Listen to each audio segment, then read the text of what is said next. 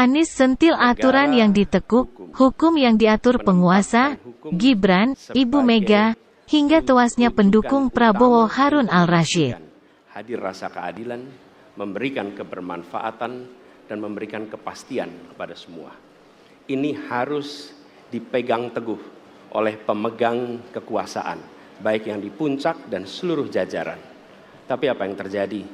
Banyak aturan ditekuk sesuai dengan kepentingan yang sedang memegang kekuasaan. Apakah ini akan diteruskan? Tidak. Ini harus diubah. Ini harus dikembalikan.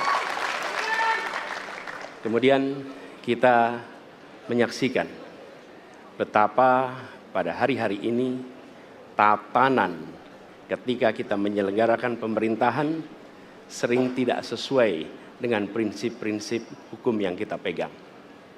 Karena itulah kami melihat perubahan ini harus kita kembalikan. Negara ini adalah negara hukum, bukan negara kekuasaan. Dalam negara hukum, kekuasaan diatur oleh hukum. Dalam negara kekuasaan, hukum diatur oleh penguasa. Dan kita tidak menginginkan itu terjadi. Pada saat ini, kalau kita lihat hukum itu harusnya tegak begini. Inilah hukum. Dalam kenyataannya, dia bengkok. Dia tajam ke bawah, dia tumpul ke atas.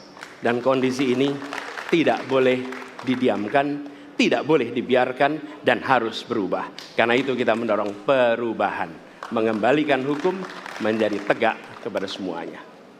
Dan bila kita saksikan hari ini ada satu orang milenial bisa menjadi calon wakil presiden. Tetapi ada ribuan milenial, generasi Z, yang peduli pada anak-anak bangsa, yang peduli pada mereka yang termarginalkan. Ketika mereka mengungkapkan pendapat, ketika mereka mengkritik pemerintah, justru mereka sering dihadapi dengan kekerasan, dihadapi dengan benturan, dan bahkan gas air mata.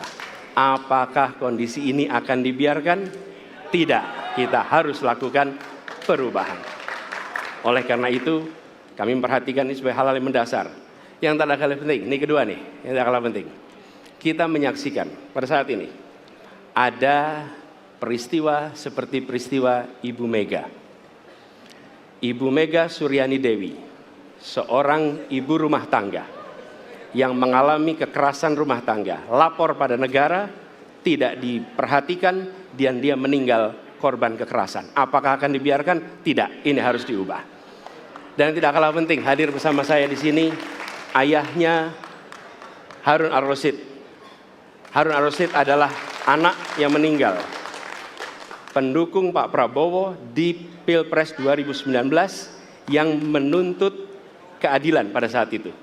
Protes hasil pemilu. Apa yang terjadi? Dia tewas sampai dengan hari ini tidak ada kejelasan. Apakah ini akan dibiarkan? Tidak, ini harus diubah.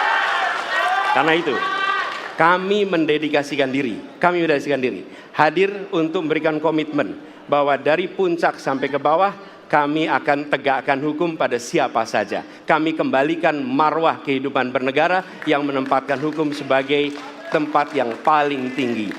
Dan ketentuan itu berlaku kepada semua, termasuk ketika menyangkut urusan ASN, menyangkut urusan TNI dan Polri.